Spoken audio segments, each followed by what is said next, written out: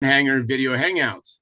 My name is Charles Carter, and I'll be your host this evening. I want to extend to you my gratitude for you watching StuntHangar Video Hangouts. If you're watching this as a replay, I want you to know that I host these YouTube live streams every Monday and Friday evening starting at 6:45 p.m. Pacific Standard Time. So please make a note of this so you can watch and be part of the live stream. Plus, we have an after party following the live stream, which is sometimes better than a live stream portion. You must be a registered StuntHangar Forum member to find the link to be part of the live stream and the following after party. Here at StuntHangar Video Hangouts, we talk about building and flying model airplanes, sport flying, competition flying, and what you've been doing lately. To join our conversation, if you are already a member of StuntHangar Forum, you can find the link if you scroll down to the section called At the Bench, which is right below in memory of our friends. Now, if you're not a member or if you're not logged into StuntHangar Forum, the At the Bench link will not appear. If you're not a member, please register at stunthanger.com/SMF. That's stunthanger.com/SMF. That's Smart Men Flying. That's courtesy of Jeff Riley. You must place a space between your real first and last name when you register. You must also use a valid email address or Sparky. The proprietor of StuntHangar will not approve you. Now, if you're inclined to not come in and you enjoy watching us on YouTube, wonderful, fantastic. You can enter your questions or comments right over here in the chat box. I'll do my best to make your comments and questions a part of the show. And understand sometimes I can't even get a word in myself. So be patient, and I will ask our illustrious panel your question or state your comment. By the way, you only can do this during a live stream.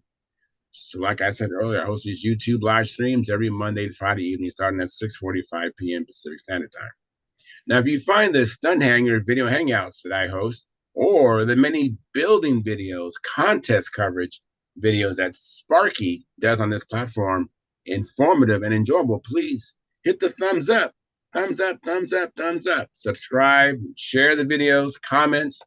Also help the StuntHangar YouTube channel grow. Please consider joining StuntHangar's YouTube channel memberships, which start at just $4.99 a month, which is less than 17 cents a day. And by the way, I'm a member myself. I have the $4.99 come out of my own checking account each and every month. I think this is 3 years and 11 months running, if I remember correctly. And so I'm doing it. So I'm not asking you to do something I'm not willing to do myself. I see the value in it. I mean, we have people from all over the world. People from New Zealand. We have people from Canada, people from Romania. Isn't that right, Tryon? And when we have this international show, and then we have people who have 50, 60 years experience. You know, Sparky has built over 500 airplanes. I mean, you do something 500 times, you're going to be pretty good at it, right? So, I mean, it's a great value. So please support us. Now, if you can't afford the $4.99 a month, or unwilling to have it come out of your checking account or savings account every month, do the super chat, which is right over here below the chat box. And you can donate any amount you like. Hopefully you find value in what we do and donate accordingly. And then if you're watching a replay, the super chat goes away. And underneath the video, hit those three dots and select super thanks. And then that'll direct you to how to donate that way. Now, this is Sparky's YouTube channel. I'm in here twice a week. So if you want to get in touch with me, because I really don't come in very often.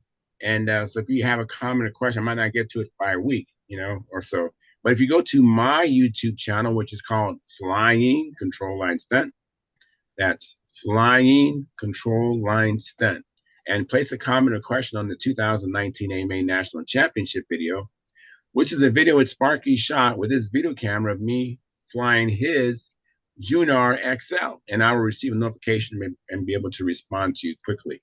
I want to thank you for your past, your present, and future support. You are making it happen. Please keep the conversations family, room friendly. In other words, please don't use words to do things you wouldn't say or do around your own children or grandchildren. And without any further ado, I already posted the link, so we're going to get the show started. Let me make my way over to the what I call the control panel and get this thing set up. Just bear with me to have a few clicks over there.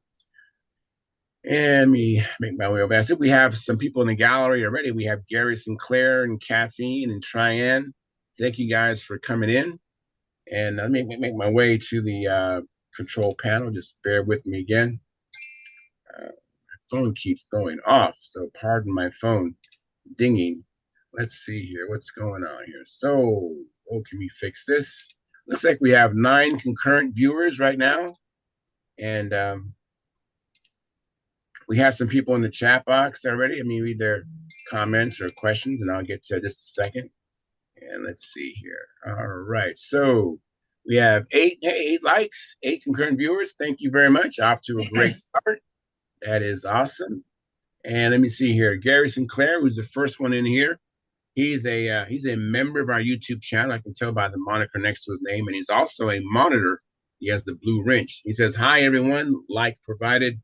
Thank you very much, Gary Sinclair. And then Daniel Barry Sports Highlights. He says, "Hey everyone, happy Monday." Thank you very much, Daniel Barry Sports Highlights. And then Dennis Adamisson, who's also a member of our YouTube channel. Thank you for your support.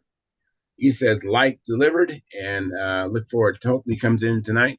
And Keith Trossel. Hey, Keith, how are you doing? I haven't seen you in a long time. Thank you for coming in. Appreciate it. Hi, Charles. How's it going? Going good. Going good. Going good. Welcome back. Yeah. So since you haven't been in a while, tell me what you've been up to, Keith. Not much. I've sort of getting into I don't know, some sort of phase that just nothing gets done. I've got 3 airplanes I got 2 benches, 3 airplanes I want to build on them, and 2 others I need to get going, and nothing happens. So. Oh, yeah. That happens. Maybe it's just a season, and this will pass Just like anything else. I saw your plane at your club meeting. I saw your plane on the ground. Saw yours and of course Mark Gerber's and Chris Bernard's plane. I'm not sure what the category was, but yours was the silver one, the twin. Yeah. That was for, they had like 4 categories: kit built, scratch built, old timer, and I forget what the other one was. They had 4 categories of these things of you build it airplanes. And anyway, the control line made up almost all of the you build it things, or rather the scratch built. And I think there only got 2 airplanes in there for old timer. And I put in this airplane I built several years ago for old time stunt of the Sweepy Goodyear Racer that was published in Mechanics Illustrated 1948. So it classified as an old timer. Yeah, it's an old timer. For sure. For sure. That little twin. I don't know how they placed or how they judge these things. They give out the places, and they give out certificates the next meeting next month. So we'll see what happens. Very good. Well, good luck. Hope to do well. Yeah, Mark's Thunderbird looks really, really good. So. Yeah, I've never seen that one in person. I've only seen pictures of it, but its other planes I've seen are really nice. So it lives up to his standards. So it's great. Right. Well, let me come back to you, Keith. Let me welcome Gary Sinclair. Thank you for coming in, Gary. Appreciate it. What you mentioned on popcorn? Yeah. All right. That's the snack of StuntHangar video hangouts. Is that the official fruit of StuntHangar? Yeah. Yes. Yeah. I'll have to get some of that stuff. Yeah. Yes. I make mine on the stove, actually. It's not even microwave, it's not air pop, it's the old fashioned corn. I love it. So, let me get to Tryan. So Tryan, what you been up to? I know that you're kind of pressed for time. You got to get things going to go to Romania and compete. Yep. So thank Yep. you for coming. I really appreciate it. I know you're busy. Hey, no problem. No, actually, tomorrow I'm gonna do the final baggage. The plane is already packed up in its own carrying case and stuff like that. So I hope the airlines are not going to rub me blind for an additional sports equipment. I know it's going to cost me some, but I hope they're not going to kill me for that. Right, That being said, I showed you the plane finish last time, and pending was to put a test flight on it or something like that. right, Um, I did take the advice from John Miller to add that 1 degree of down thrust. right, So I had the 3 degree out thrust plus the 1 degree down in this new nose. right, Just bolted the motor in there, no washers, no nothing. It's just straight up, straight out of the mold. It's perfectly aligned. And long story short, I wanna put some flights on it. The first one I did was a calibration flight to make sure my motor runs at the right. Actually, I think the what the Igor timer does, they calibrate the accelerometer, so it knows that at that RPM that you set it up, you have this lap time, and at this lap time, the plane sees some amount of out acceleration on it, right? In right, particular, the pull on the lines, right? So it calibrates. So then in a flight, it's going to look at this number and know that I need to slow down, speed up, because it notices it senses that. So first was calibration. The second flight was second, third, fourth, fourth and fifth. Okay, so next subsequent flights were like just 2 minute flights, right? So mhm, second flight, I just took it easy, some shallow, take it easy, one climb and a dive and stuff like that. Try to push it a little bit, do a loop, go inverted, outside loop, just very quick stuff, not even doing a pattern or anything like that. So progressively, I was pushing it a little bit more, a little bit more, a little bit more. I was getting more and more comfortable. That being said, I'm very rusty right now. Uh, I kept pushing it, and one flight I did like wing over, reverse wing over. I did one loop inside, one loop outside, one square inside, one square outside, a triangle, horizontal eight, horizontal square, and vertical eight, and 2 minutes expired at that point, right? Next right, flight, I did hourglass, overheads, four-leaf clover. I did a reverse wing over. So at that point, I said, I know it's gonna fly. Everything feels good. Everything feels normal. And so at which point, I changed my timer to run the typical 5 minutes 30 seconds, which I do on mine, and I just started to put full flights from that point on. So I had two full flights that day, um, in rapid successes. The second one was just at the sunset. so so after I landed, I had enough light to pull my cables out and get my butt into the car. And there was that. And yesterday, I went out again and I charged the batteries. It was kind of hot outside, so I decided to just put the four flights and call it a day. right, uh, so just again, like bang bang bang, four flights one after another one. uh, Plane pulls like a freight train. It flies like a freight train, um, on rails. Okay, mhm, it's maybe a little bit on the sluggish side on the corner, maybe because my battery is a little bit forward. Uh, Tiny bit of loose right there on the top, but just barely, right? If I do normal, if I don't climb on top of it or something like that, is fine. So, but nothing I cannot live with, and nothing that I cannot improve. So, right. Very cool. Now, how long so has it been since you've flown that plane? more than a year, And what have you been flying prior to this? nothing. Okay, I thought you was flying the other planes, the what was it? The Prowler? Did you build a Prowler? The Prowler and the Vector. Yeah, the Prowler had like only 3 flights on it, so not much, right? No. And the Vector had only a few test flights on it, maybe 3 flights, and that was it. Wow. Wow.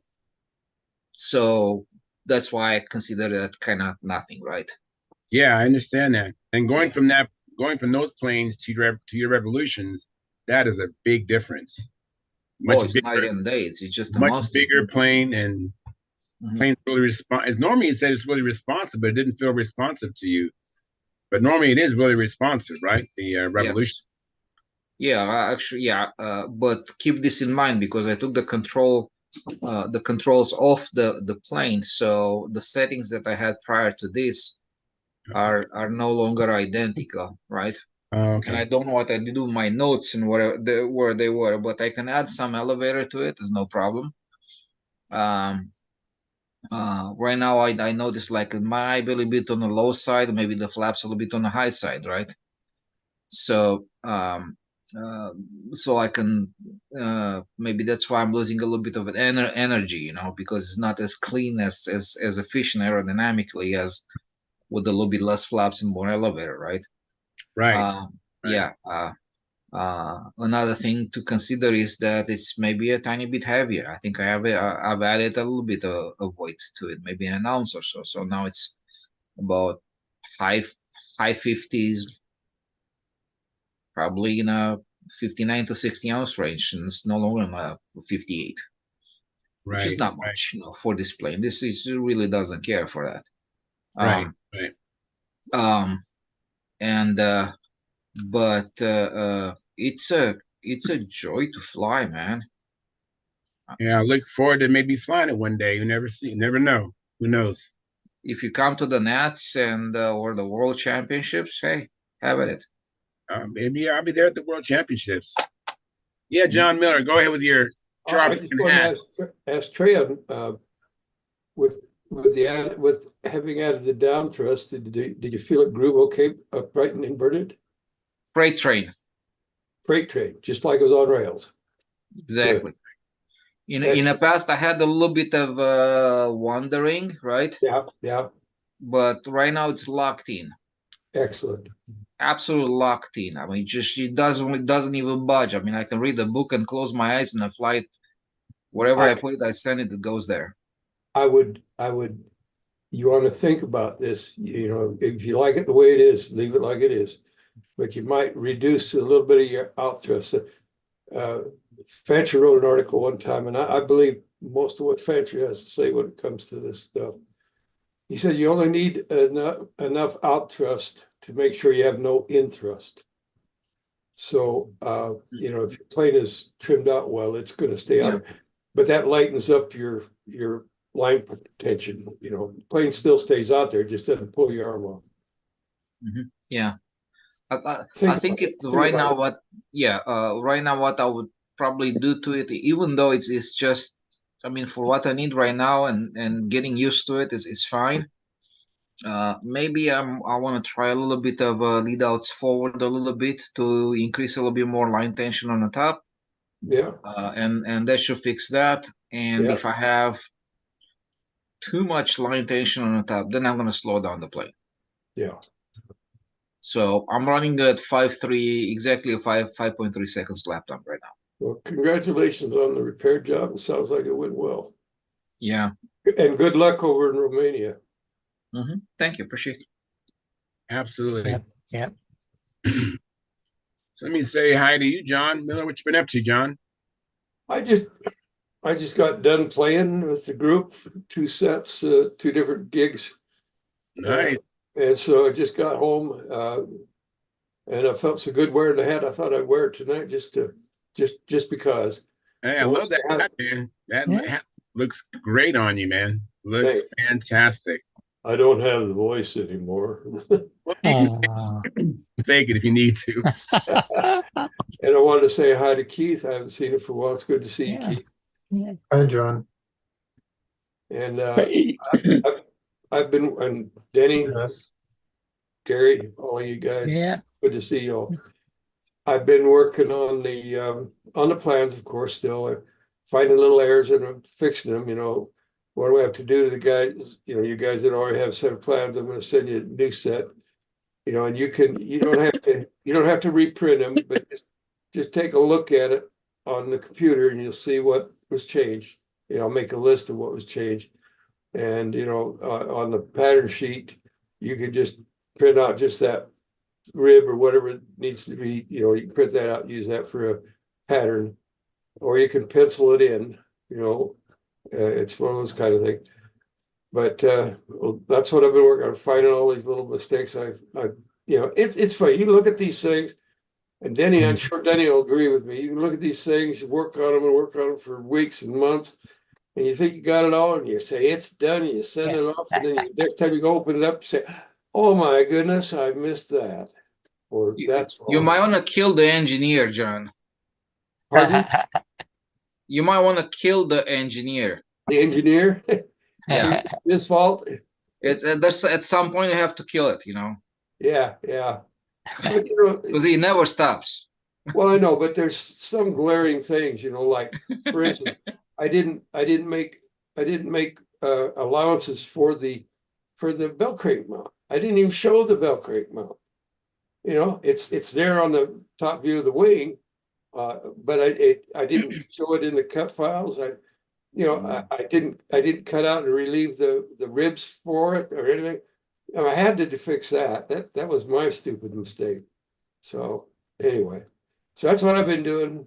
Still got a little bit more to do. I'm looking that. forward. I'm looking forward to getting really started on the electric. I can't open up what you sent me for some reason or other. I can't open it up. There, Denny. So I'll talk to you later about it. Really? Really, I can't get there. It has to take a certain program. I try to download the program, and it's not working for me. I'm not getting it. We're using the same program, right? No, but it's We're got both using DraftSight. a viewer. It's using a viewer. It's not not a DWG file. It's a file it's opened by a viewer. It's a read-only file. And what I really need is I need that in a DWG file because I don't want to redraw the thing. I'm going to cut the time down by just taking what you did. Say this is Dennis's design. Well, I was hoping for the same outcome. I've had I really didn't think we'd have any trouble because you're using DraftSight, aren't you? Yeah, I'm using DraftSight. And so am I. So I thought there should have been no issue with compatibility. I did some work for Charles, actually. Had a devil of a time trying to get those things open. I sent them to different people who couldn't open them up at all. I could not find a reason. Okay, yeah, we'll go offline. Maybe I'll send you a DXF or something and see if that handles any bit different. Yeah, that would probably work. I did appreciate the PDF of the manual on it because that lets me see some pictures of how it was constructed and things like that, so I get a better idea how to install it. Yeah. So anyway, enough on that. Back to you, Charles. Back to me. Thank you, Dennis. How you doing, Dennis? I'm glad you made it in. Thanks so much. I'm here. I tried joining on my phone instead of my PC tonight because I'd like to show off something, of course. Of course. So let me see if I can figure out how to turn my camera around here. All right. Um, While you do have me catch up on some chat, John Sukalek, he was a member of our YouTube channel. Thank you, John. Appreciate it. And thank you for your support. He's a member of our YouTube channel, and he gave us a like. Thank you very much, John. Appreciate it. Then Roy Lane, who's also a member of our YouTube channel. Thank you, Roy, for your financial support each and every month. Appreciate it. And he says, evening, guys. Also, like provided. Thank you very much. Yes, right now we have 13 likes. Thank you, guys. And then Marcel Legrand, he says, evening, everyone at Stunt School. I hope everyone is well. Thank you, Marcel. And Marcel Legrand says, love the hat, John, and hope you're feeling better, mate. I'm starting to feel better. I am. Great. Yeah. Let me make this large for everybody to see what. Is that a Mo Best or? That's a velvet. No, Oh, yeah, that is yeah, a yeah, velvet. I should have recognized by Uh, the color scheme, yeah. Well, that's exactly it. Wes is big on the orange and purple. And I wanted to, do this whole Wow. thing is like a tribute to Wes, and I just wanted to, Nice. to include that. Very And nice. then I started messing around with a few other things. So one thing I don't like full span flaps. So the last few inches here are fixed, are actually tabs. And I think that's a good thing. Yeah. I have been fascinated with over under lead outs. And this is a leap here. I made them out of Spectra line instead of cable. Uh-huh. Saved about a quarter ounce. I'm sure I'll get rich off of that. Right. Uh-huh. But what I really like about them is that they're absolutely, pink proof and everything like that. And I'll never have any issues with that. Let's see. Are we still there?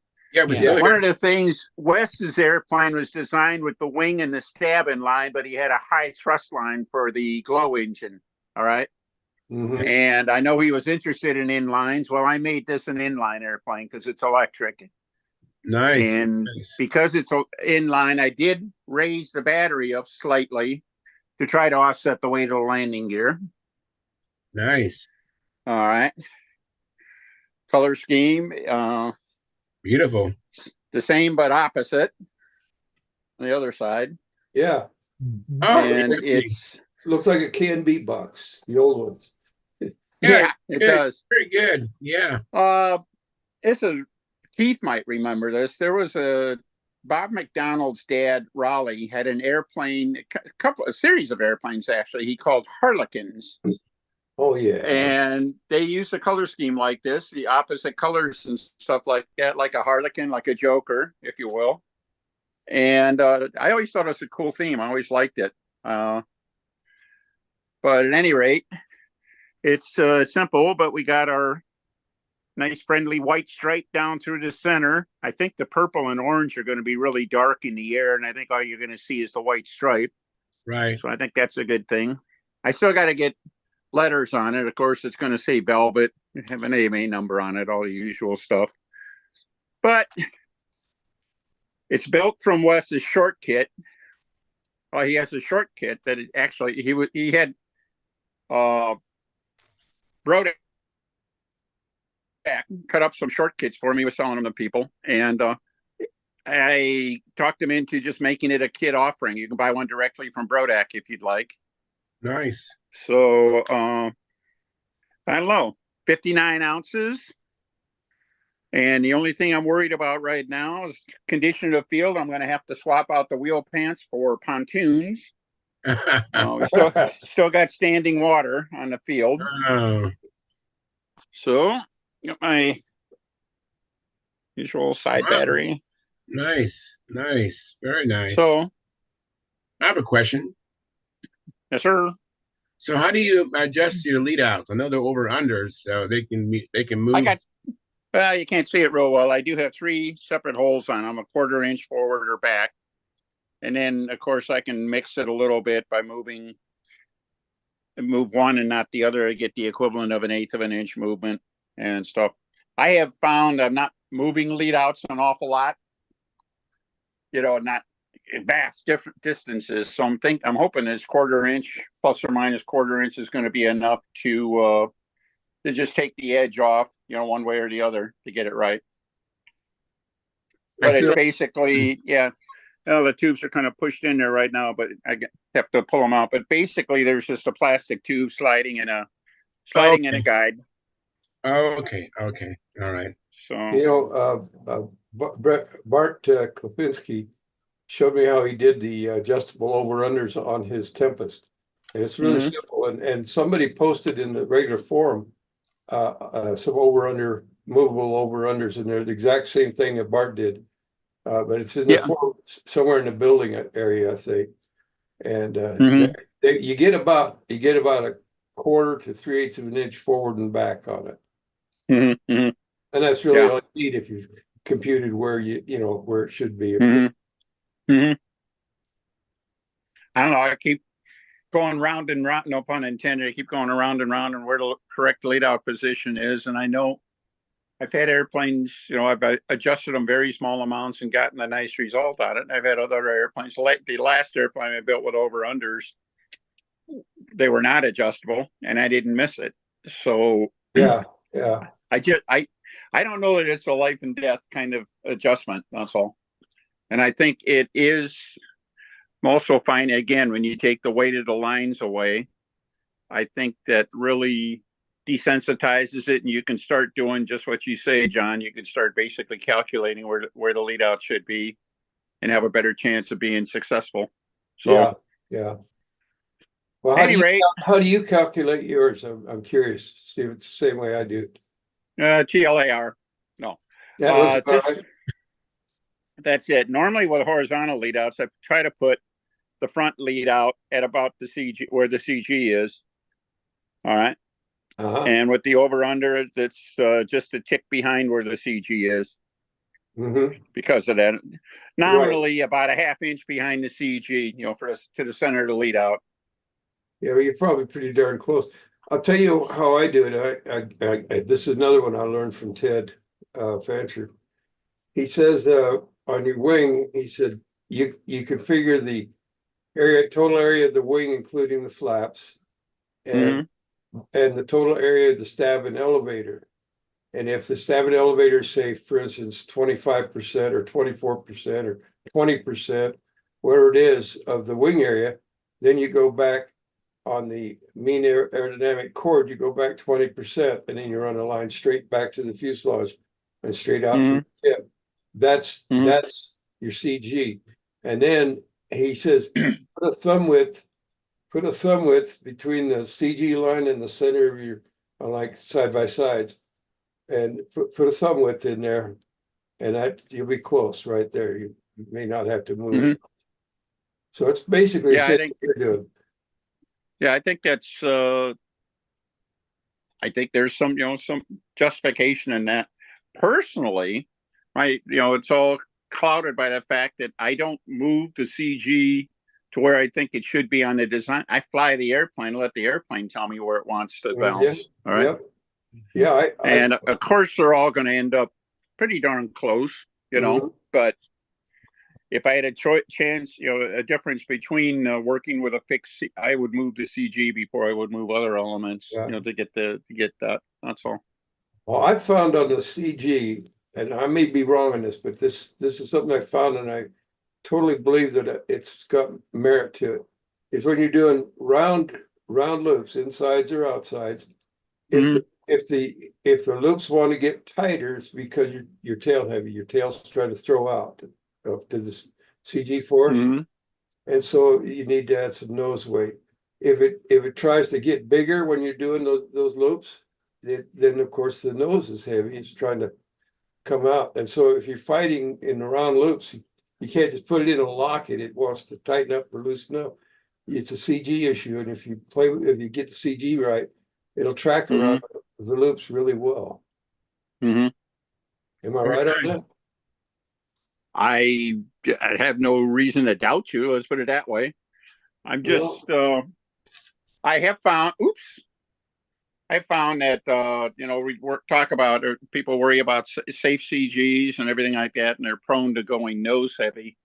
Right. And I found that nose heavy is just as big a problem as tail heavy, and happens probably more often. And people do other things to try to adjust with handle spacing or something like that. But I agree with you. It's important to get the CG where the airplane wants it. Yeah. So, any rate, you got to have a there we starting go. point. If it ever dries out, I'll get out and get some test flights on it. So, thank you very much, Dennis. I appreciate that. I saw your pilot looks kind of neat from what I could see. The pilot, the what? And, the pilot and the cockpit looks kind of cool. Yeah. Well, Wes's airplane, I did some actually a lot of aesthetic things to it. Wes's airplane, he has a turtle deck that's kind of like a Hawker Hurricane. It's got a little hump back to the turtle deck. And I wasn't real crazy about that. And Larry Fruits and I think John Parrish both made their turtle decks kind of a straight line. Then I made the canopies a little bit bigger, a little longer really than what Wes had on his.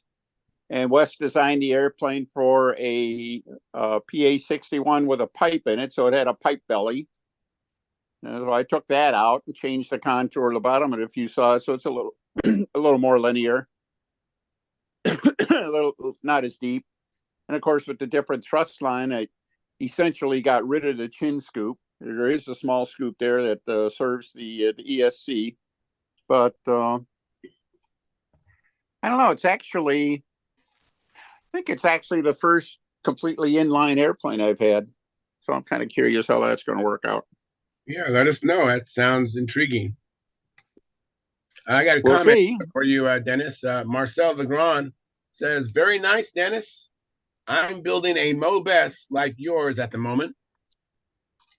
Well, Marcel is a fabulous builder, so that's high praise coming from him. So I appreciate that, Marcel. Absolutely. And by the way, I can't let the John Miller looks like a character out of a Kenny Rogers song, doesn't he? You know? Yes. Yeah. Yeah, nowhere to hold, when to hold them, when to fold them, right? Yes. Yeah. Exactly. That's right. Or kind of like Kenny Loggins a little bit too. Well, Marcel found a video of a group, they're musicians. The one guy sitting there, he's got an army helmet on. The other guy sitting in the music, the guy with the beard looks just like me. The guy with Yes. the beard was using the guy's helmet as a percussion instrument while the guy was playing, and Yeah. he hanging him on the helmet. That's funny. It is funny. Did you see it there, Charles?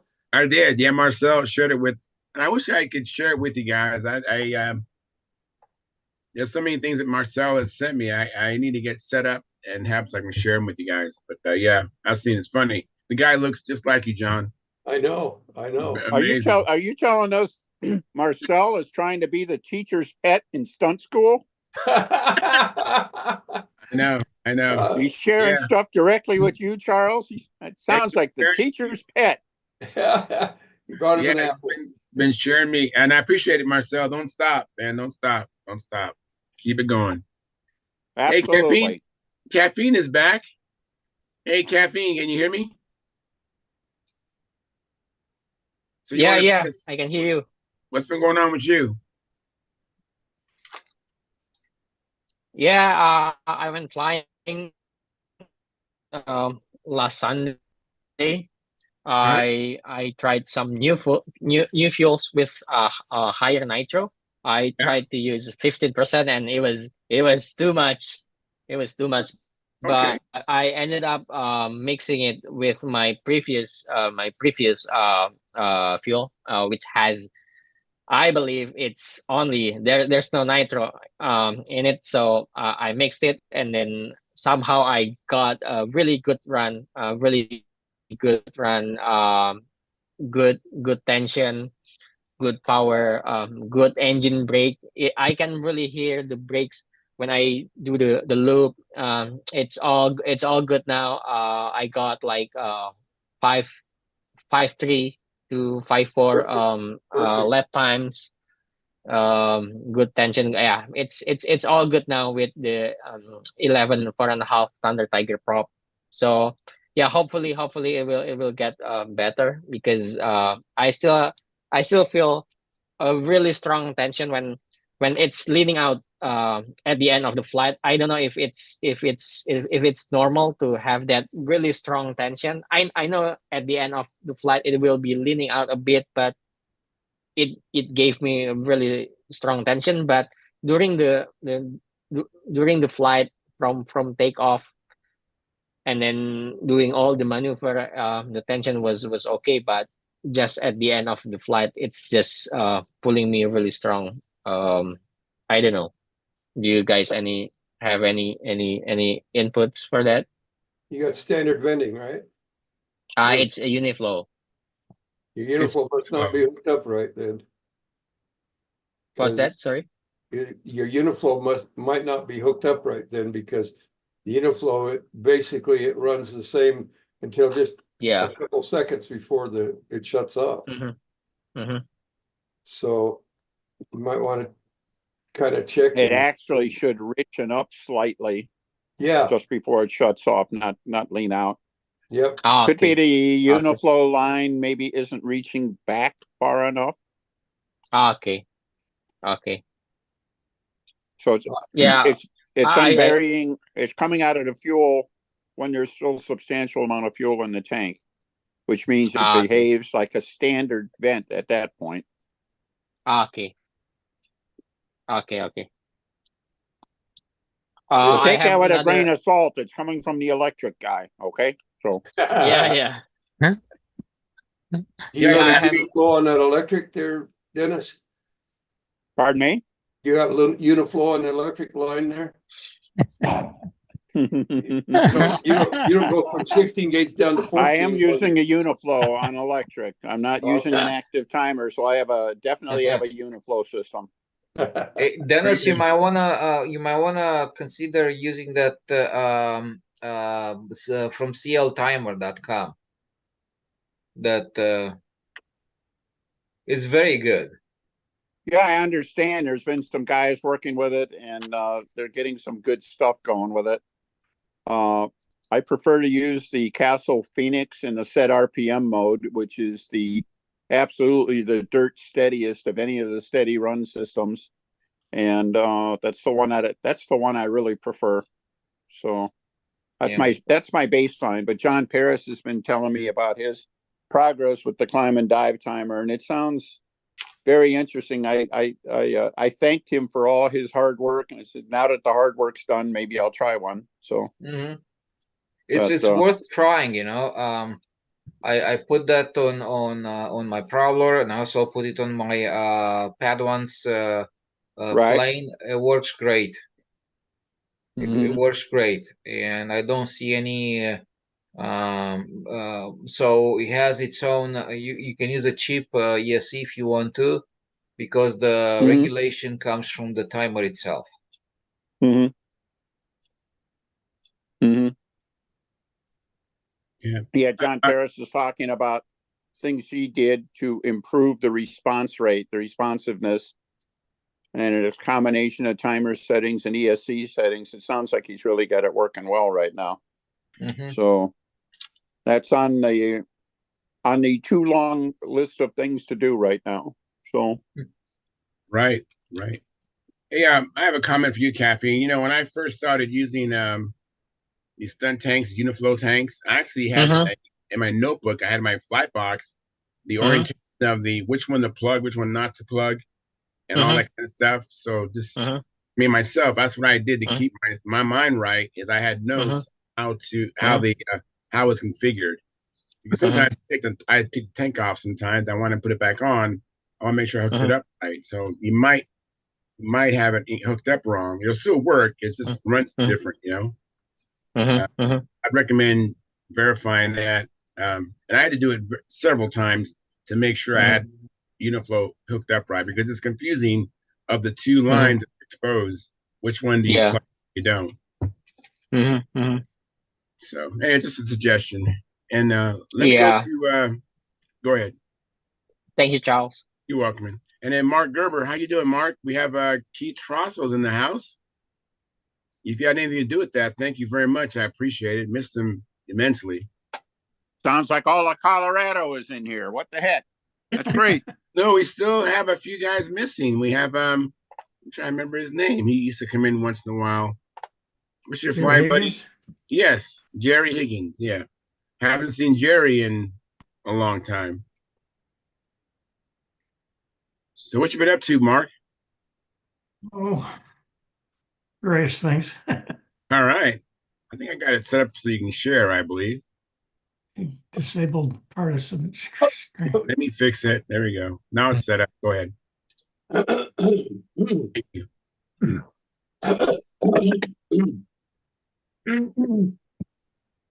Ooh, all right.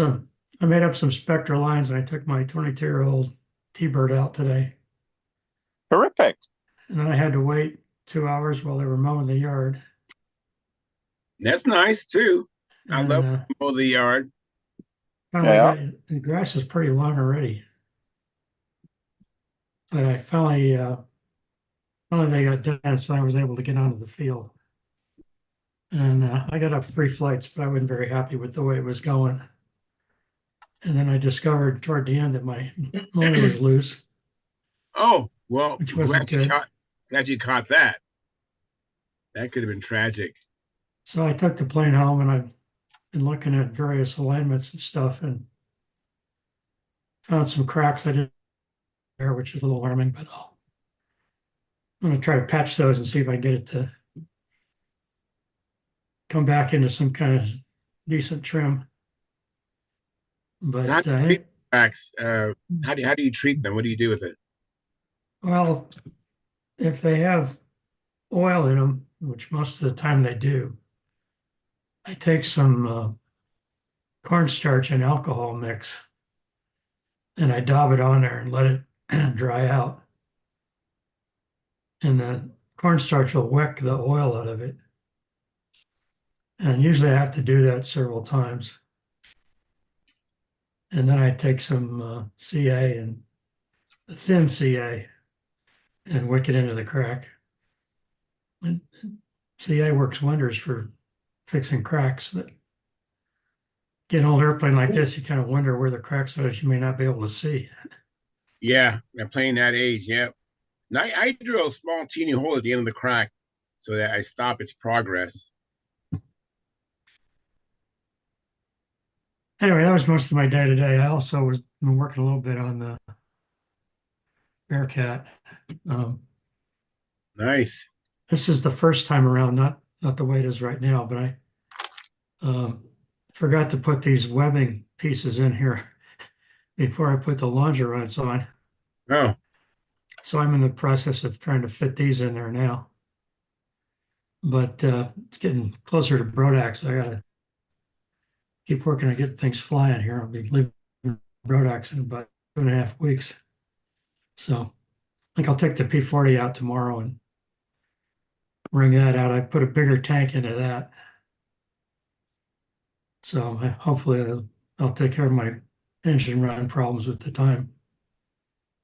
right. Hey, Denny, you need to drop your boom. We couldn't hear you. Sorry. Yeah, I closed off the phone and went back on the PC here. Mark, do you got that web going up to the longeron? Do you do anything? Do you use like a spruce longeron or something like that to help spread the load a little more, or is it you just keep it, or is it all balsa? No, that's all balsa. Okay.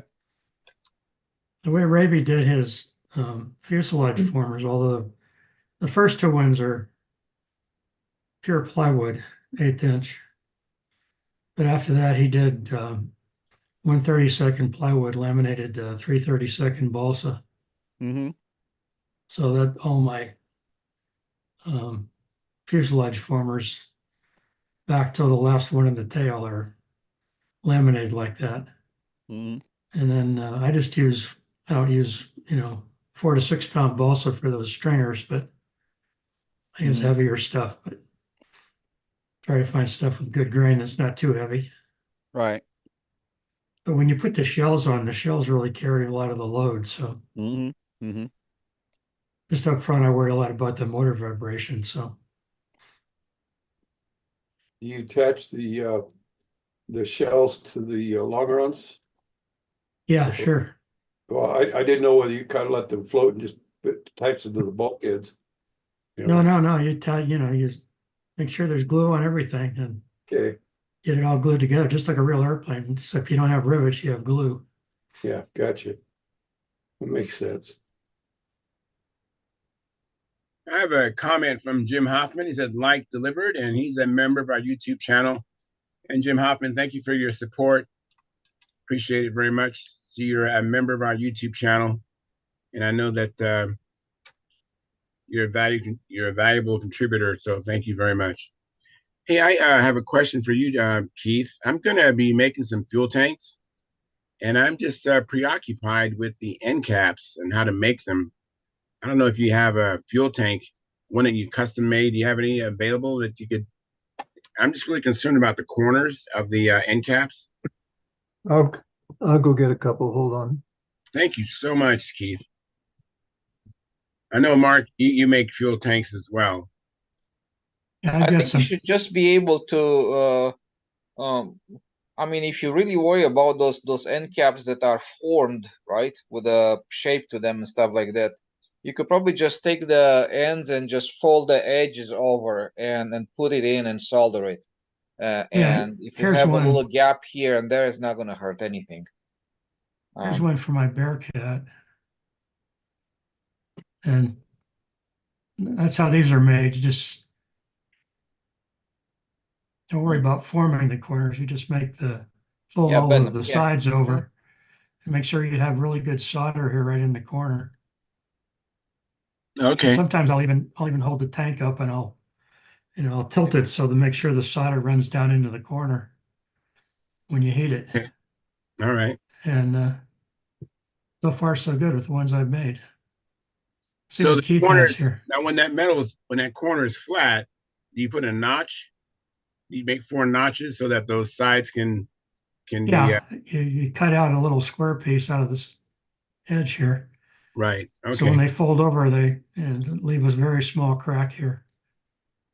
All right. After a while, you can figure out how to do it by eye. Right. Yeah, it's been a while since I made a tank, so I'm just a little bit preoccupied with it.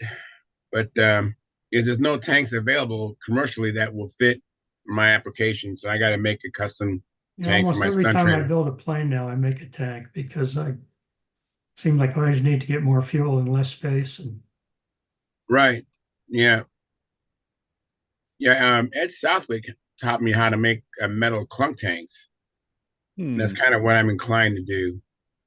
I tried that with my first Bearcat, and I was not able to get a good engine run with that clunk tank. I couldn't get it to run the same upright and inverted. Oh, okay. There you go. There's a picture of how you cut the end. Oh, right. Thank you, Tryan. That's awesome. Yeah, I get it. I see what you're saying. It's simple as that. Get each side of your in the inside shape. It's just shape of your tank, and here are Right. rectangles that you build and put the same thickness to all of them, like I say just make the 3/8 width of of an that inch. end piece, I make the edges 3/16. Yeah, 3/16 exactly. So the height of each rectangle is 3/16, right? And Right. the length is going to be obviously whatever you have there. Simple as that. All right. Well, hopefully our listeners might be interested in because I checked a retailer and they want like $23 for the fuel tank, and then of course you add another $15 for shipping. It just made the fuel tank kind of extraordinarily expensive. So it might be more than myself thinking about And making then fuel tanks. when Keith gets back, he may show you this, but he taught me how to put these pieces of 3/16 inch copper tubing in the middle of the tank and Yes. use a 440 bolt all the way through. And this allows you to adjust the height because you can easily unscrew these, put a spacer underneath it, or take a spacer out if you have, if it's too high. Right. And that Right. makes a really good way to adjust the height. Oh yeah, that's a really That's a defined good way to idea. adjust it. Yeah, I really like that. Yeah. See if Keith Hey, comes Mark, back with whatever he's got. how tall is that tank? It looks like it's more than a 1 inch tank. Oh, yeah. I think it's about 1.25 inches. Okay. So This this is a you got 7 ounce ton tank, of though. yeah, I was going to say you got a ton of volume there. Yeah, this is a And 7 ounce tank, and this is your Super Tiger 60. And I never think I use more than 6 ounces in a mhm, flight, so it was plenty big. mhm. But like I And was saying, then I tried to first tank I built was a Unifloat, was a clunk tank, and I could not get that thing to run the same upright and inverted. I adjusted it all over the place, and it just didn't seem to respond to adjustments. And I should have taken it apart. I still need to do that. I still have it downstairs.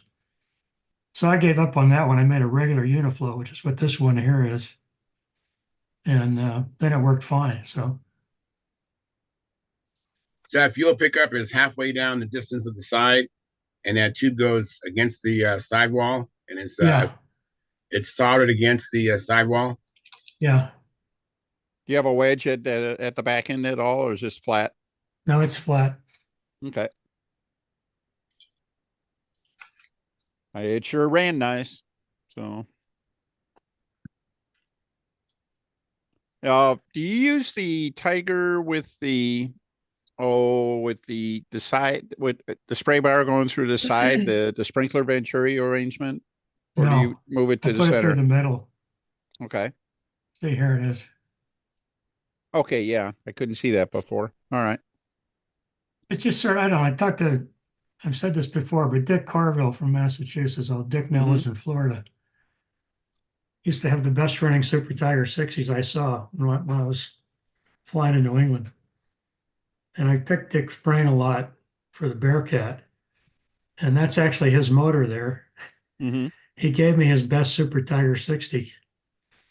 And I had another one I got. It was a Tom Lay that was untouched. So I broke that one in. And Dick's runs a little bit better than the Tom Lay motor.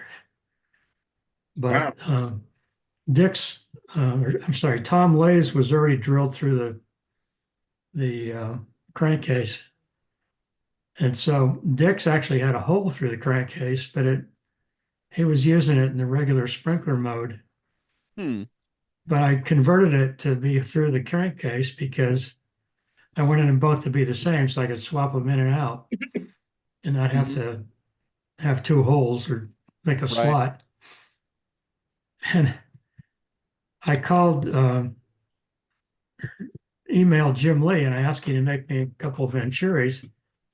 And I matched the dimensions to the Tom Lay one as best I could. And then he sent me a third one that he said was one he made for Tom Lay because he used to make Tom Lay's Venturis. And he had it laying around, so he just sent it to me. And the hole in that Venturi through the middle exactly matched the hole in Dick's crankcase. So I don't know how that happened, but it was a drop-in fit, basically. That's a happy coincidence. Yeah, like you said, it runs great. So which is really where the proof of the pudding is. So. Yep. But Dick said he thought you could do it either way. He didn't think that one way was produced any more power or better running than the other way in terms of the sprinkler versus through the crankcase. Yeah. I've gotten to where I use a lot, whenever I can, I use a spigot type.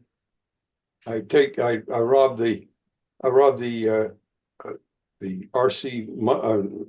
carburetor of it's where the fuel goes in. It's a right angle one, and I put it in, and then I'll cut it down to where it ends, just short of being in the center of the throat of the Venturi. But what's nice about that is the fuel comes straight. I can put it on the side where the fuel just comes straight from the tank, straight to the straight line. There's no turning, twisting, or pinching, straight to that fitting, and then it right into the Venturi. And you have to make the Venturi, you have to have one just a little bit smaller, but sure runs well. That's why my Aero Tigers are set up that Randy Smith did. Yeah, I think the spigot run is better than the sprinkler, to be honest with you.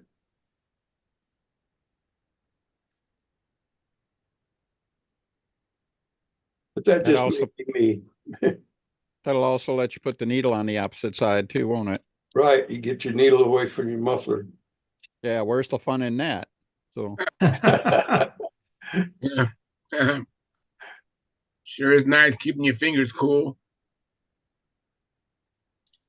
All right, Keith Trossel's back. Thank you so much, Keith. I really appreciate it. Hey, so what's the question? Well, you got to notch the corners, and I'm just concerned about having to use so much solder to seal the tank. I'm wondering if there's a better way to get those corners. Okay, and now you actually insert your end cap into the can. Yes. Interesting. It's about an 1/8 of an inch flange. It goes inside the tank. Okay, yeah, that eliminates my worry completely doing it that way. yes, it does. And And also, you don't have that flange sitting on the outside to where it starts to interfere with, well, With the width of your fuel. with the tank box, and also adjusting for the elevation relative to the needle valve. So you have just a totally flat bottom Wow. thing, or top, Hey, I like whatever. that. Yeah, that's a really neat idea. Now, what tools do you use to make that, to make your end caps? Do you use the Jim Lee tool? That's it. All right. Okay. And you can run these things right up into the corners on the end caps, and then on that will get you the Can you bends on, up a little bit? There we go. get you the bends on the long ones, and even on this one. And then when you get to the angled part, just use some nice straight long nose pliers that you can get those bent to where you want them. Wow, that is a beautiful tank. Mm-hmm. God, it's Yes, it is. extraordinary. I wish Very I, clean. I wish I could show you my Martin Baker tanks, because they've got all sorts of I've uh, seen I've seen yeah. some pictures of them or something. Yeah, Yeah, they've got bevels, one to yeah. let air go over the tank and one to make room for the wing. So, Mm-hmm. and this is out of one of my big jobs where everything has to be in the front of the tank. Right. It's a good looking tank, Keith. Yeah, it's a great looking tank.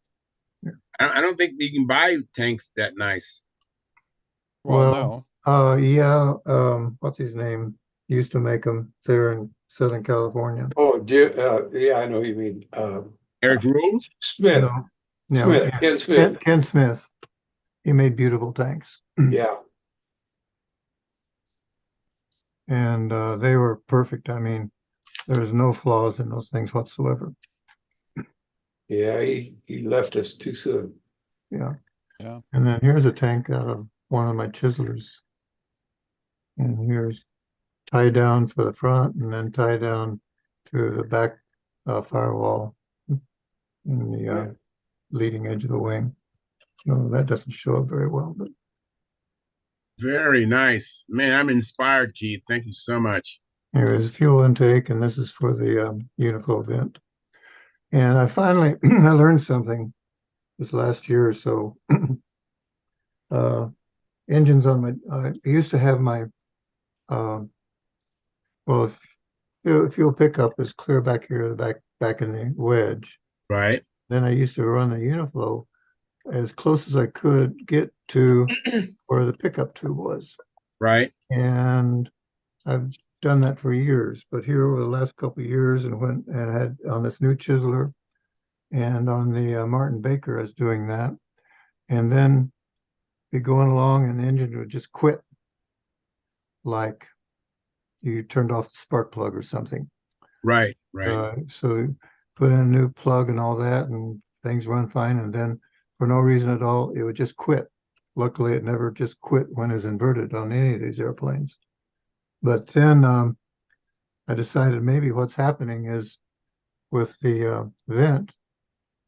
Now, see, let me see if I can show this right. The vent would be, here's the pickup tube, and the Right. vent would be right in here.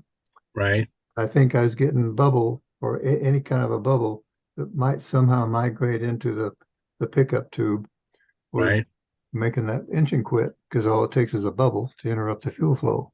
Yeah. Right. So I built a couple new tanks for this last chiseler, and I haven't had that problem since. So if I ever try to fly the Martin and Baker again, I'm going to take the back plate off of the one of those tanks and change the vent and put it back on, which will be a real chore.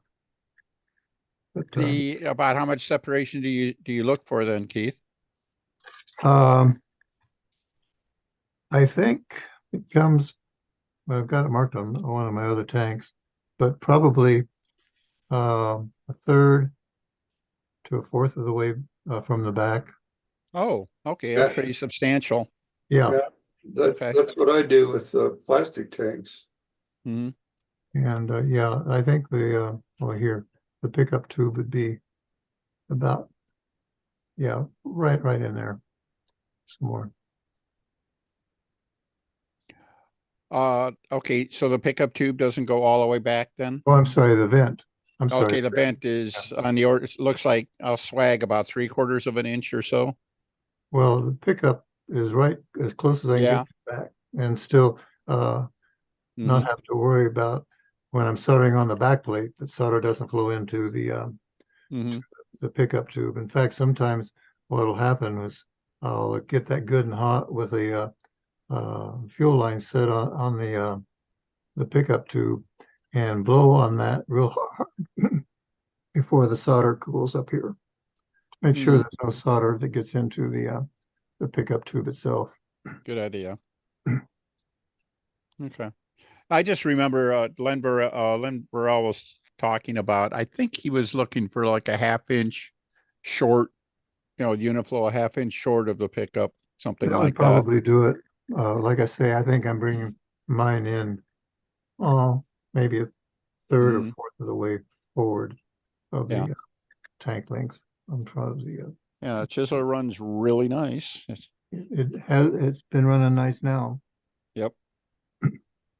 but One thing maybe the audience might want to know is where we get your materials from. What do you use for the tank material? Where you get it from? good So on question. and so forth. I think Yeah. Masters might have this. I'm using some steel that was given to me. I've got half a dozen sheets left. They're like, I don't know, 18 inches by 24 inches, 7,000 steel, and that works great. But I think McMaster's, somebody like that has it. But I've had a lifetime supply and I'm not giving any away right now. All right. I But don't know, Keith. We can get you out of fuel tanks. Oh, and these things from Jim Lee are indispensable. I mean, Mhm. if you're trying to make your own tank, you don't have these things, you're wasting a lot of your time. Yeah, I have one. I have one. Hey, I have another question for you, Keith. As far as the holes for the pipes, do you drill a hole or do you punch?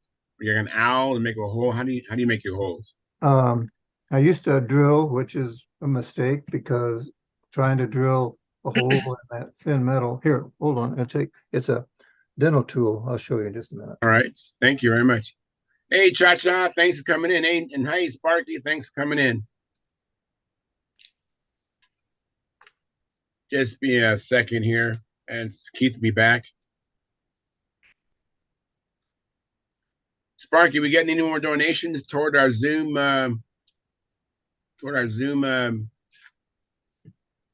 opportunity? Yeah, we got a few. Good, good.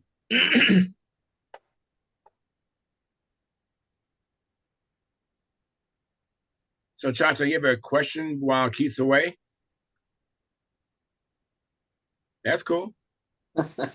No problem. Let me read. I have a comment from old control line pilot in the chat. This is Bob Whitley. He says, and he's a member of our YouTube channel. I think he's one of our big tippers, I think. And he says, hi to all. Been super busy with life. Been rather stressed about Fort Nelson likely to burn down from forest fires. That's Kim's hometown, and we still have friends there, like Gibbon. Hmm. Sorry to hear about that, Bob. Hope people are safe. Stay safe. Go ahead, Keith. You got the floor. What I use is, here we go. Uh-huh. It's a dental tool that the end's been cut off and then I got this sharp edge end on it. Okay. And I'll demonstrate what it does. Okay. Cool. This is like my 7,000 sheet steel. Right. And it works a lot better when it acts as an end cap.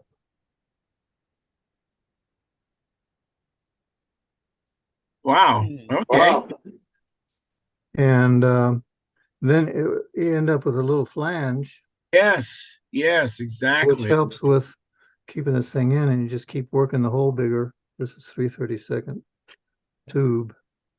works the same thing with 8, but you keep working with it until it gets just big enough.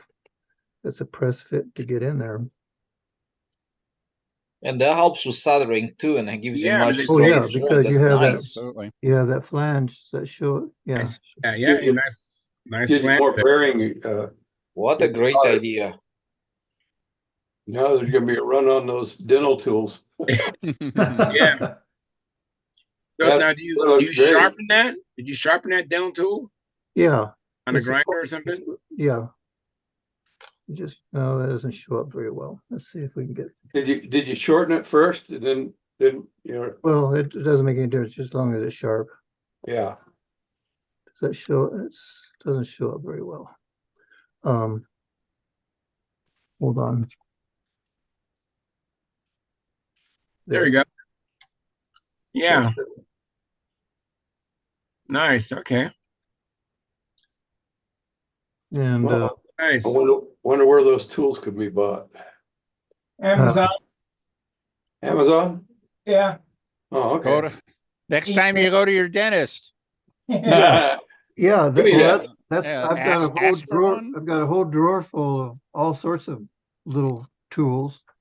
When I was in the military, I'd have to go to the dentist like once or twice a year, and I'd go to one of the airmen in the back room and said, "Hey, do you have any tools that you're about ready to discard of?" And they have to rotate those things. And so he opens up this big drawers full of stuff they're getting ready to get rid of. And I just go through there and I've got handsfuls of these things of different Oh, wow. picks and square, they got square ends and scrapers and got a tooth puller. And that's an ugly looking thing, by the way, but it just hurts to look at it. Sparky needs that to get the money out of our back pockets to help pay for that new server. Good. Thank you so much, Keith. Appreciate it. I'm inspired. I've got a whole array of handful of these things that in my drawer right next to my workbench, and then I have several of them just permanent parts of my Workbench. workbench on top. Yeah, right Yeah. along with the needle nose pliers and Those are the things that just Screwdriver. stay there. They don't Yeah. move. Yeah. yeah. My daughter's a dental hygienist. I should talk to her about stuff Absolutely, like that. because Absolutely. like I say, Yeah. getting this kind of a flange to go over your tube. Yeah, that's really nice. Yeah. Mhm. Keith, did you see the tanks I'm making? I've heard about those things. Yeah, that's They neat. weigh 1 ounce. That's great. I haven't weighed these. I don't know how much this thing weighs. I'll go weigh this. This is a 4-ounce tank. I'll go weigh it, see what it says. This is a 6, so we'll have to figure out what it is per ounce. Well, the 6.5 again is bigger than the 4 ounce. So I got a comment from Bob Whitley. It says a woodworking scratch all also works great as a tank punch for tubing. That's a good idea. And then Terry Forbes, he says, my hygienist saves her worn out tools for me free. Terry Free and the is good. Pirates. Free Yes. is good. Thank you, Terry, for coming in. Appreciate it, Terry. So I see a new plane in the nude, Sparky. Yeah, it's not new. I built it. This is the 5th one. I built, let's see. I built that one and the orange one. This is the 4th one. This is All the right. this is the 3rd one of Viper 2. Nice. It looks good. I love that relief you have from the muffler. Yeah, just a hole for the muffler.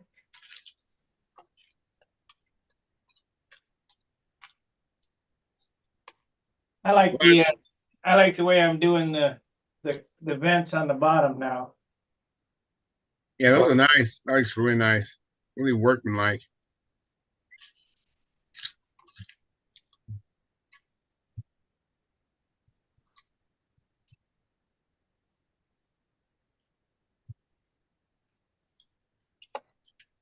Is that set up for wing mounted gear? Looked like it. Yes. Okay. How did you do your mounting system on that I-beam wing? Yeah, pretty simple.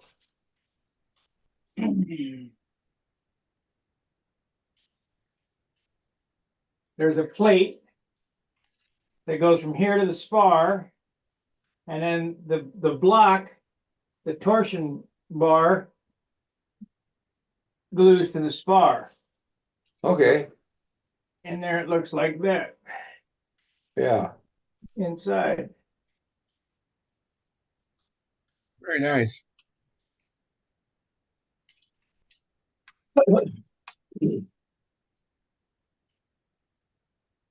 This one should be even lighter than the other ones. Wow. You keep going, you're gonna have to tie a string to one of them before, so it won't float up to the ceiling. Yeah, That's the Yeah. goal, right? that's right. No such thing as too light.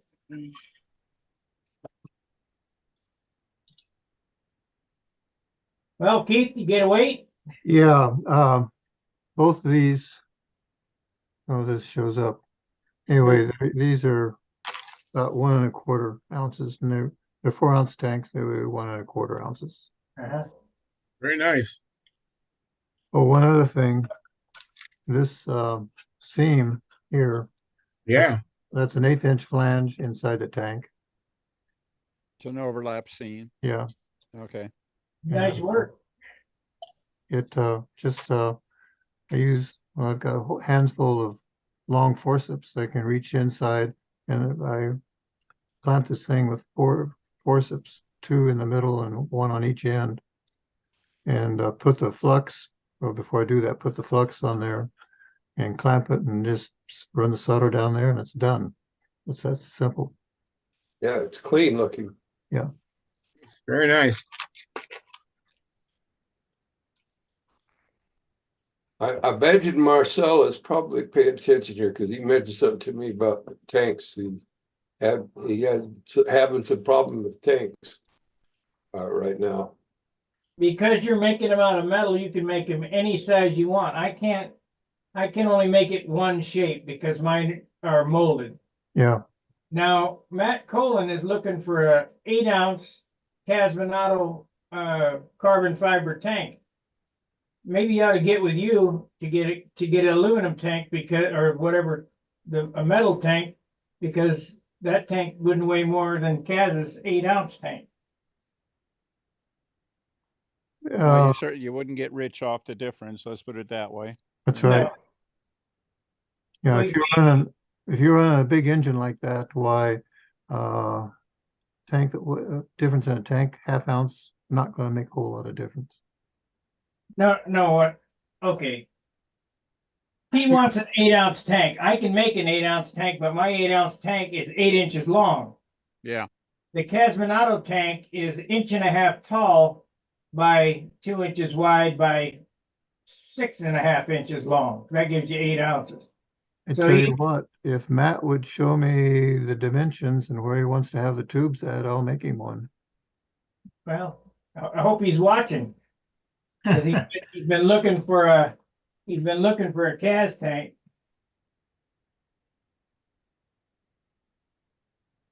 I think he uses it's clunk though. Well, you could make a clunk tank, no problem. Well, it's hard to make clunk tank. You'd want to be able to service the thing. You can't on a Cas tank because I got 2 of them. They're Oh, clunk tanks. so when you put it in, it's permanent unless you take the cap off, right? Yeah, unless you cut it apart. Yeah. Yeah. Well, you can Thank- take the end caps off of this thing. You Yeah. just heat the hole back in until it drops off. Yeah, that would be better than a Cas tank as far as serviceable. And And that looks about 1.5 inches thick, is it? This one is 1 3/8. Close. So that's 1 3/8 by how wide? 2 inches? Yeah, it's right at 2. Yeah, it's exactly 2 inches. And how long is that? This is 4. 4. So that's actually a 6-ounce tank. Yeah, and that's what I run in my big jobs with the 60s in it. Yeah, I just made, I can't remember the guy's name. Tom Luciano, a big job tank of 4 5/8 Yeah. long. Big job. That's one of the problems with that design. There's got such a short nose, and tank goes into the wing, clear back to the main spar. What kind of solder do you use, Keith, when you assemble your tanks? Good question. Stuff I get from the hardware store. Let me get and see what it says. 60/40 more than likely. I was that, looking at Go ahead, Tryon. I was looking at McMaster for material for tanks, and in a 07 thickness, it's mostly stainless steel. And I know stainless steel is a little bit tougher to solder. I've been able to get 8,000 from Amazon. It's K&S 6x12 sheets. Okay. You get everything from Amazon. Darn near. I can even get my fuel tanks on Amazon at a darn good price. Yeah. Now, Ed Southwick told me not to use silver solder when we made tanks. No. Yeah. Can even buy nitromethane off of Amazon when they got it. So they're out of it right now. 64 is probably a pretty good solder to use for making tanks. Okay. I'm not sure what the best flux would be though. Tinner's flux, or I got a tub of flux around here that we use for control horns. It's probably would work on that, but I don't know. Is it a paste that you've got, or? Yes, this stuff right here. Let me get it. Yeah, Ed Southwick showed me to get a paste. That's what he used, a paste. Yeah, that's what I would use. Not Ed Southwick. I mean Bill Biles. Excuse me. Ed Southwick passed away. Yeah, I wondered how you're getting messaging from. Yeah. Yeah, a seance. But you know, with the tanks that Keith is showing, you could make a clunk tank by using the tubing inside. I like to use those centered bronze pickups for the clunk, because that then also filters my fuel.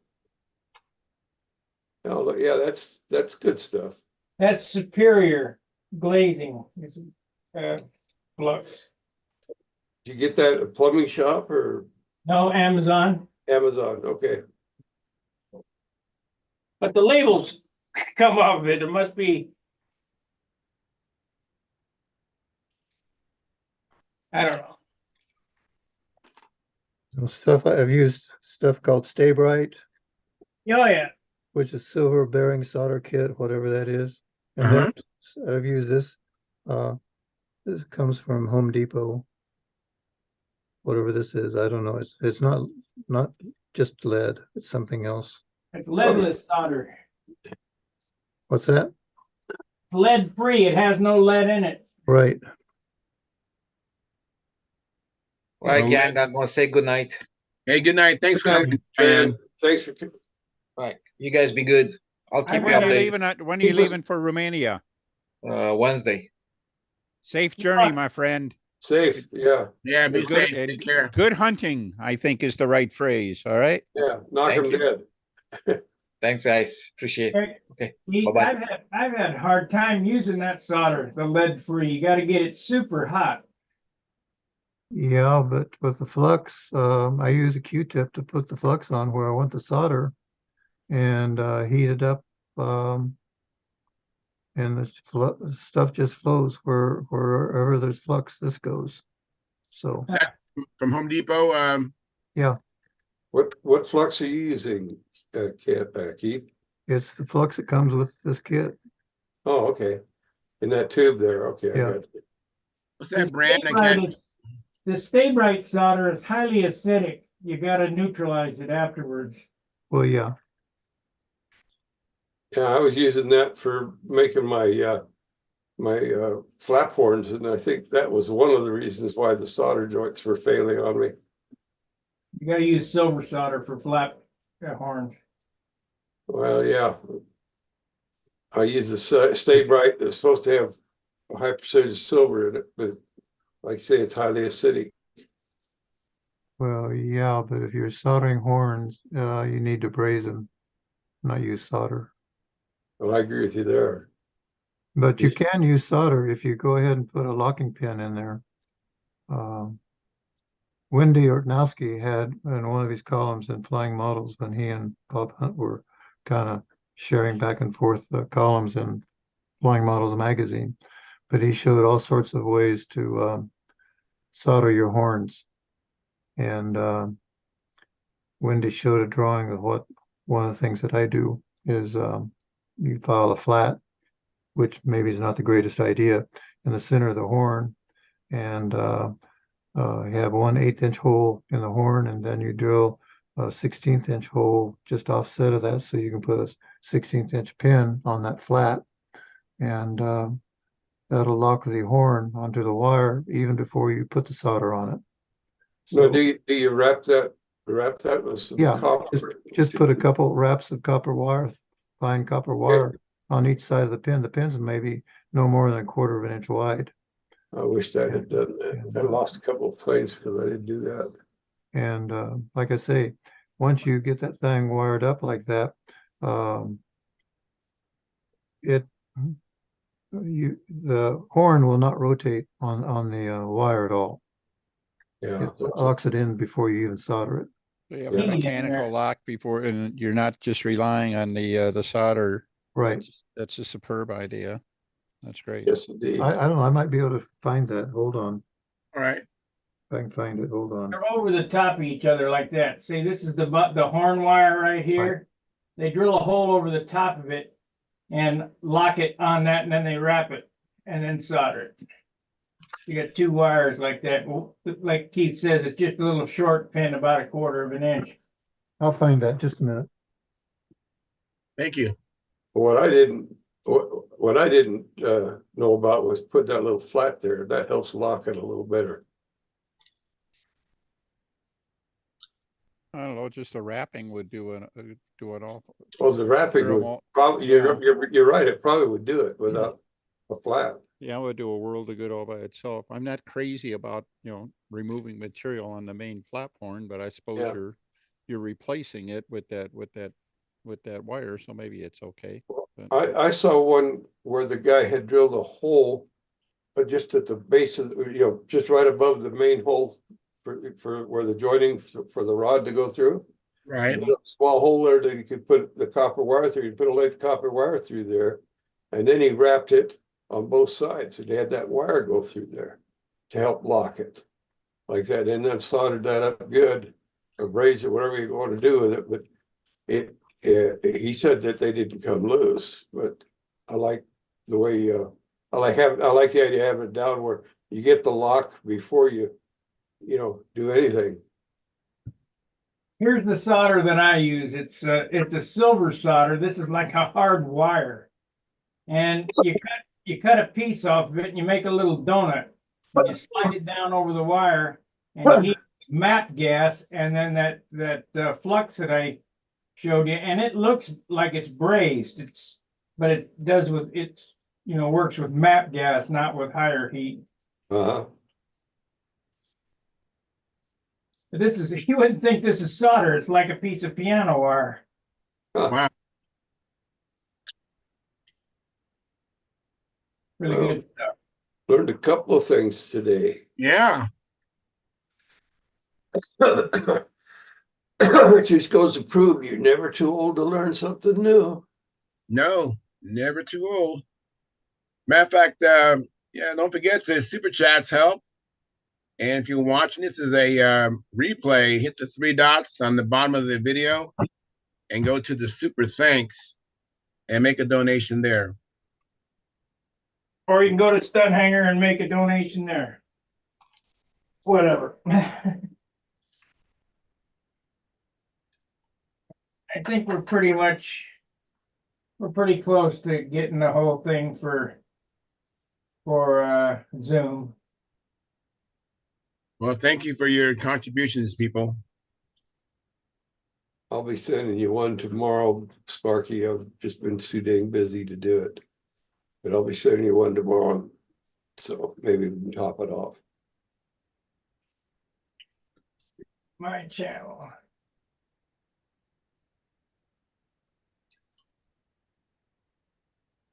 Shoot.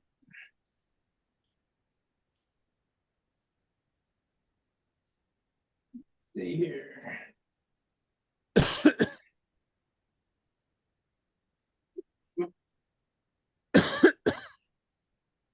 Nothing. All righty. Keith's still looking.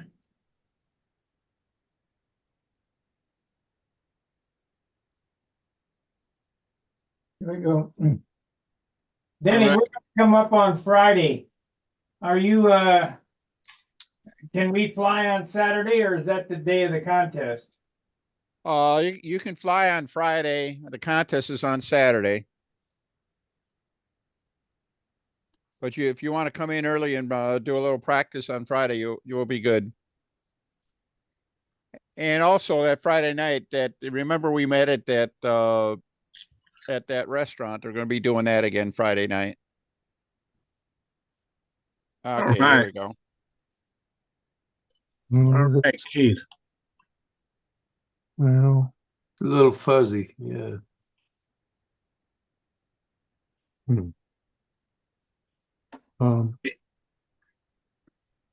Let's get some more light here if we can. Oh, see there under his finger there at the top there, that's that one with that wire bridge across that I was talking about. So here Yep. Right. shows the two holes actually can be an 1/8 inch and 3/32 inch hole drilled through there. And you can see maybe the flats go and put a flat on the two pieces of wire and then wrap it either end. And like I say, this locks the horn on the wire even before you solder it. Yeah. Oh, that is very interesting. I think I saw that on the Top Flight score flap horn. They made it like that. What's reference? What's that article, Keith? This is Flying Models, September 1985. It's the control line stunt column that Bob Hunt ran there for years and years. All right. Flying models. Okay, thank you. Wendy Urnowski was the author on that? Well, Yeah. when Or was Bob it his column? Bob Hunt started that column, why he'd have Wendy do a bunch of, he always had that stunt control line stunt column in the magazine every month. And sometimes Wendy would do it, sometimes Bill Simons would do it. Okay. In fact, if you're interested, just to see this. All that stuff that you got there, Keith, needs to be put on a computer so you can index it. I don't think he could find it any faster than he finds it in his notebooks. Yeah. That's him. These Well, are what we all need to do is camp out in his library and well, With a scanner. this Yep. is just the stunt columns from Flying Models magazine. Wow. Wow. From, yeah. Amazing. And I have the same thing from all the things from American Aircraft Modeler through American Modeler through Model Aviation. In fact, Dennis Adamission, I think, wrote some of those for American Aircraft Modeler or whatever it was years ago. I was actually the last round and round columnist in Model Airplane News. Yeah, that's you. That was me. I was the tail of the dog. I've got- They I've got those in another notebook. oh boy. And Klaus Micas did a whole bunch of articles in Aeromodeler, controlling columns. I Mhm. got all those. And all the and I think Win Paul started it in American Modeler some years ago, and then Frank McMillan did it. And anyway, it goes on and on. Isn't it a shame that all that stuff has went away? It's in my library. Well, yeah, it's a shame they're not writing it anymore. But I was asked a couple times to write those columns, and I'd be burned out after 2 months. So I never would start. I'm talking about a physical reference that you can go to the John with and sit down and read. It's pretty hard to take your computer to the John. Yeah, it's kind of strange. You're right. Well, all you need to have is a tablet, take it in there with you. Load it up on the tablet, put it, or have a little thumb drive you can plug in there and have most. Hang on a second there, Keith. Hang on a second. No, go ahead. I'll just. Okay, I've got 4-foot shelves filled up with these binders like this. Oh Right. my goodness. Okay. Yeah, I remember seeing that in your other house, the one in Tucson. Looks like you got it pretty well set up in that house now, though. Well, let's see the stuff. Those things over there. Yeah, I see that. Those here. These are all the design articles probably from early 50s to now. And all conventional stunt, semi-scale stunt, and old-time stunt. And then this is the start of my reference material. Articles by Netzeband, history, technical stuff. There's stuff on pipes in there, design studies, and rule book stuff. And then, like I say, there's 3 more 4-foot shelves filled up with these things in the workshop. You don't have the article done by Jack Sheeks for the StuntLiner, do you? Yeah, I'd love to look at that sometime. hold on. Another question while you're back there looking around. Do you happen to have a copy of the book, Model Aerodynamics? By who? I'm trying to remember the name of it. I have it somewhere and I can't find it. But that is, it very simply and easily explains how to find and cure certain aerodynamic problems with model airplanes. You know, from as simple as finding the mean aerodynamic chord to finding where the CG for a canard goes and things like that. You mean the model aircraft aerodynamics book? Yeah, that's one. Martin Yes. Simmons. That's the book there. I have the Simmons, yeah. I have an edition of that too. That's very nice. Yeah. That is nice. No, I have it somewhere, but it might still be in a box and has been unpacked since from the last move. I can't find it anywhere so far. I'm gonna have to start going out in the garage and go through boxes out there. Either that or you just got to move again. Yeah, but then I have more you'll boxes. find it when you pack up. So. Oh yeah, that's true.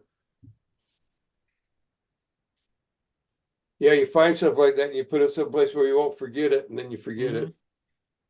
Yeah, my friend Larry, he's usually lurking in the background. Hopefully he's here listening. But he just moved a couple of years ago, and it's like every time we talk, hey, I found this, hey, I found that. Oh, I can't find this. I said, well, you got to move again. That's all. So. What's the name of that Sheeks airplane that you're looking for? StuntLiner.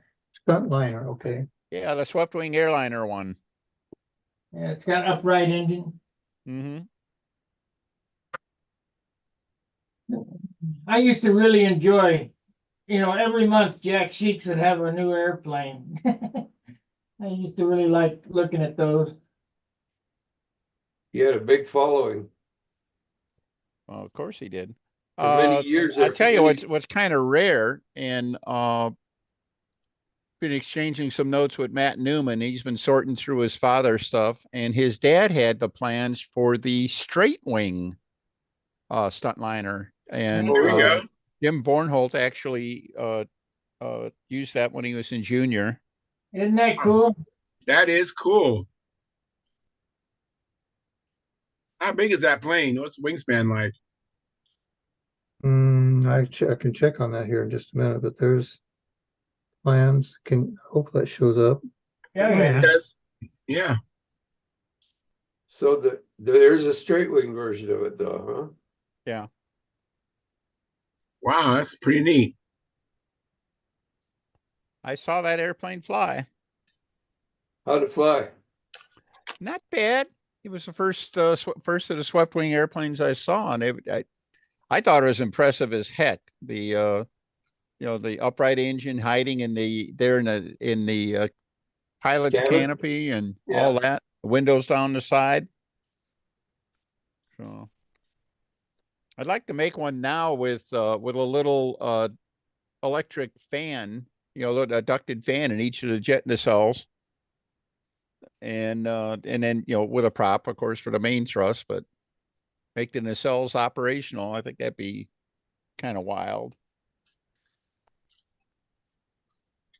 I've been thinking about a A10 Warthog and mounting it so that the props are just in front of the opening in the cells, so that it is actually driven by props rather than a ducted fan.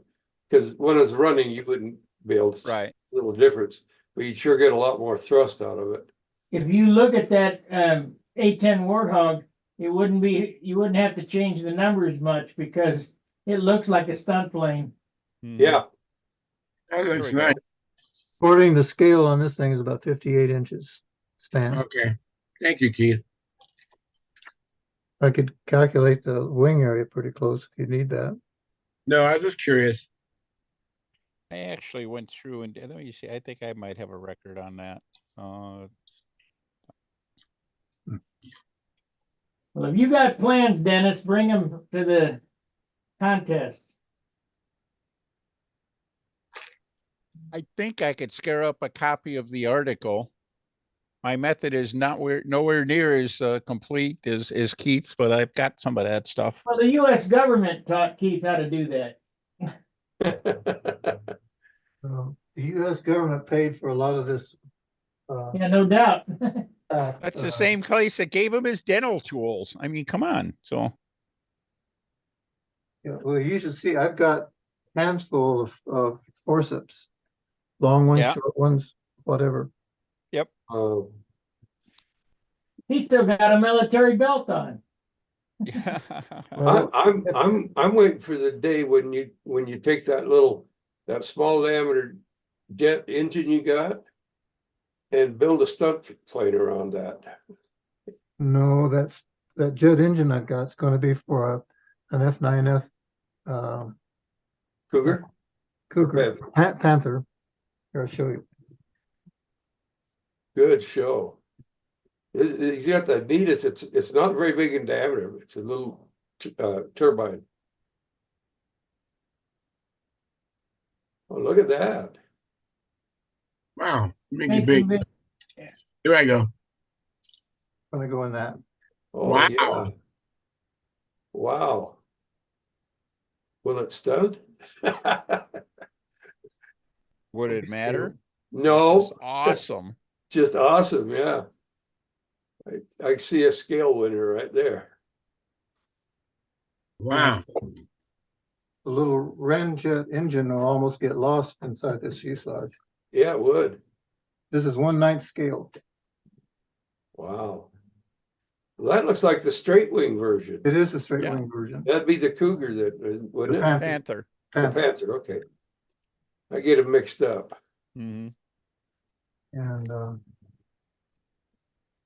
I wanted to do this for so long, but I've got a problem with hooking up electronics and so forth to get a jet engine to run. There's a guy here in town said he'll help me set it up and get it running. So all I'd have to do is build this darn thing. Plan was to have flaps and retracts on it too, so we'll see. Yeah. Take that to the scale meet, the nets.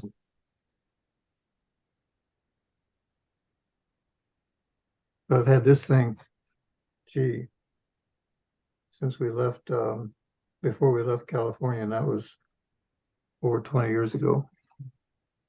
Well, weren't you building an F-15 or an F-16 for somebody back in when you were in California?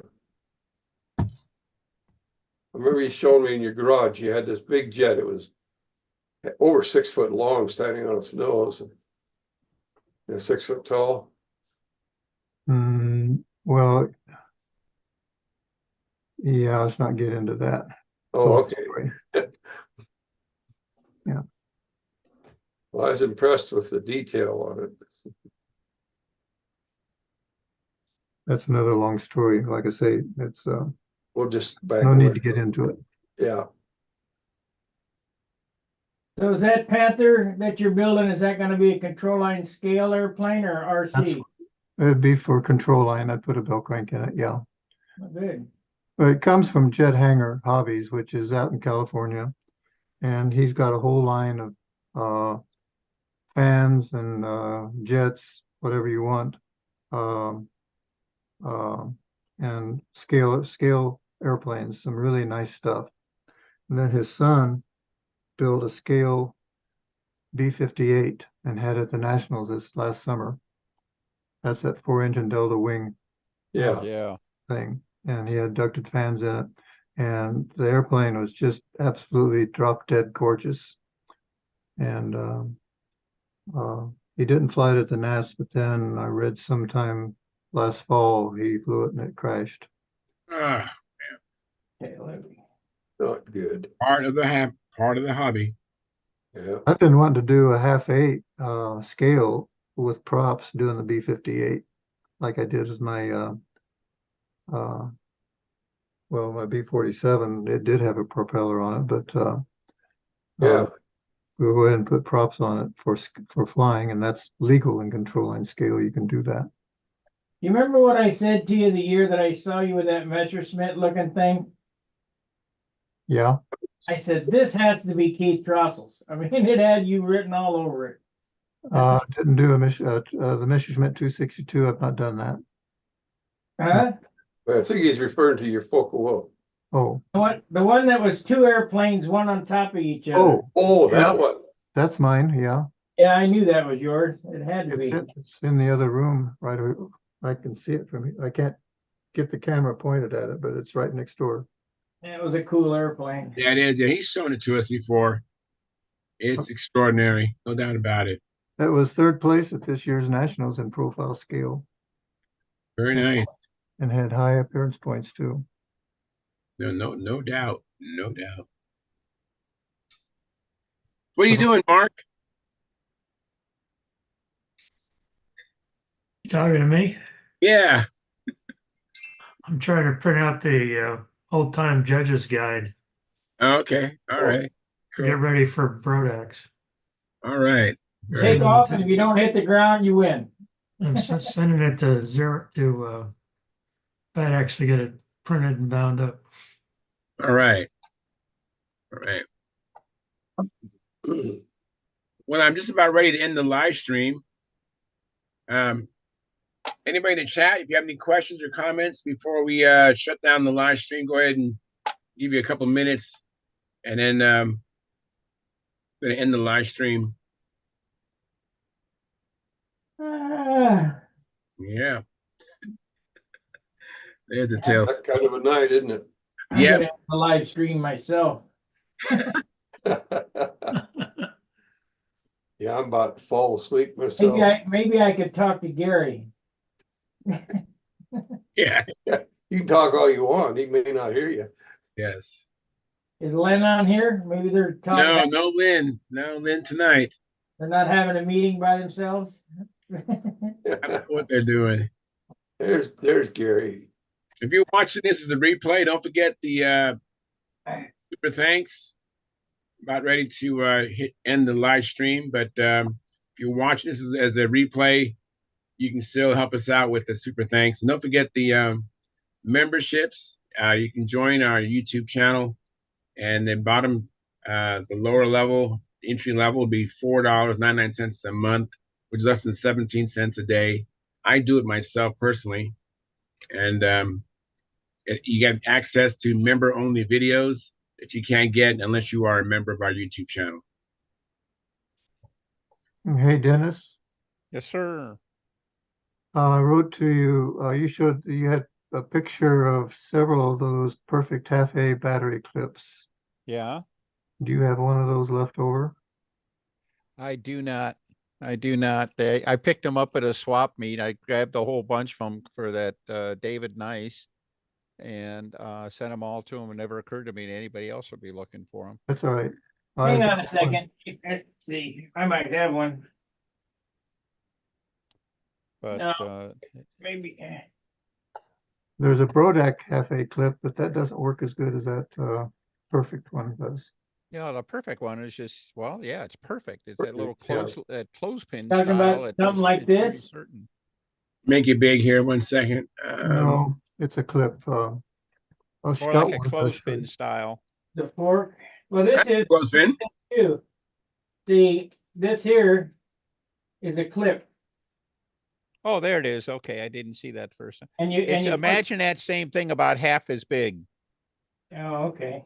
Yeah, this is a clip, and you put your NiCad starter on the end of that. Okay. Yeah, Magnum made a nice one too.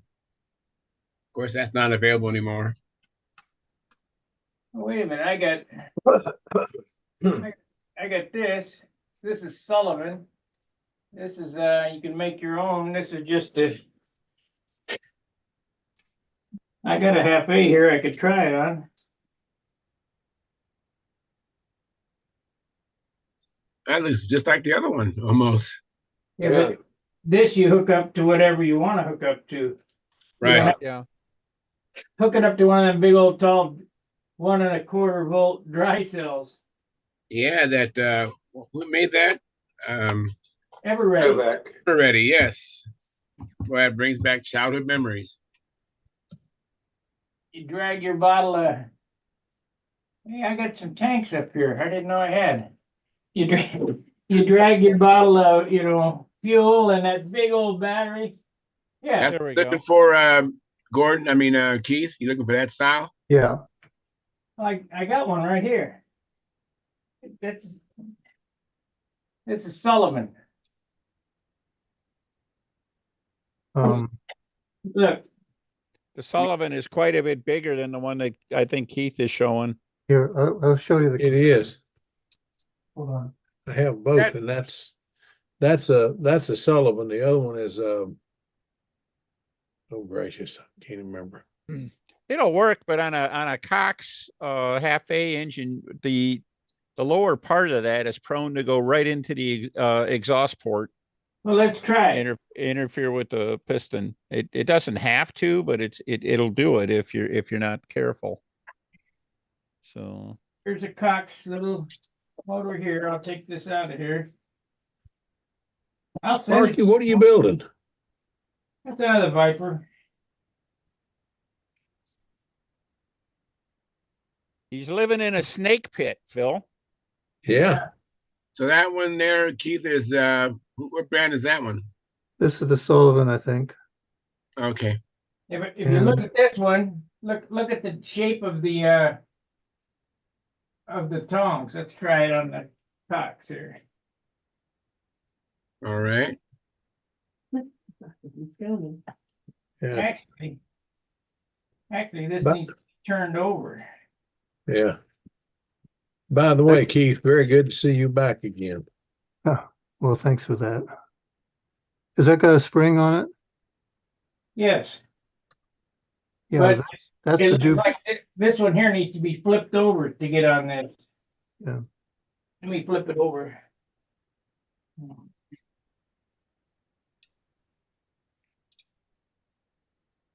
Anyway, that's the size difference between the perfect and the Sullivan. Let's see if I can show that. Wow. Lot of difference. A lot, yeah. Anyway, for half A's, this thing just works a lot better. Yeah, and it's the darndest thing. That guy at the swap meet was selling them 6 for $5. I'd like to have seen that. I'd have bought some of them. Yeah.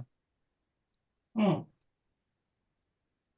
Well, hi, Phil. Thanks for coming in. How you doing? Getting ready to end the live stream, Phil. But Yeah, I do appreciate you doing coming in. great. Doing great. Still a little too dizzy to fly, but I'll be all right. I'm getting better every day, and today was much better. I went and saw the cardiologist, and she says I'm going to live a little while longer, so we'll Good. make it. Awesome. Awesome. You know, you're getting old when your cardiologist is a kid. Yeah. Yeah, I know. But they all start looking like kids when they get older. Well, hey, you Yes. know you're getting older when your cardiologist is 60 years old and she's a kid. All right, so Oh yeah, yeah, yeah. all That right. that would be old. Yeah. Listen looks like she's about 20 and she's beautiful, but she is There you go. very young. Keith. All right, Sparky. Yeah, that will work.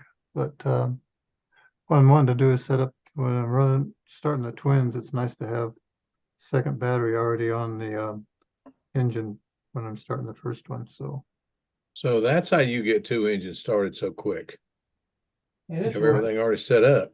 yeah, That one might work for you though, Keith. well, Won't be the same. no, I think if I have to get to that, I'd go ahead and modify one of these Sullivans to work. Yeah. Thank you, Sparky. Thanks for showing me. If you can't figure it out, I'll send it to you, Keith.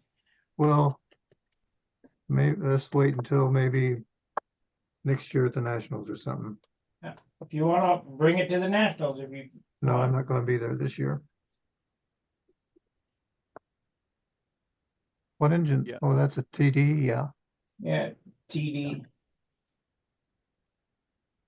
I got a Well, little. I'm going to end the live stream. We can still hang out, but I'm going to end the live stream now. Hey, thanks everybody for tuning in. Hope you have a chance to do some work on your planes or go flying and come back and tell us all about it Friday. So until then, fair winds, tight lines,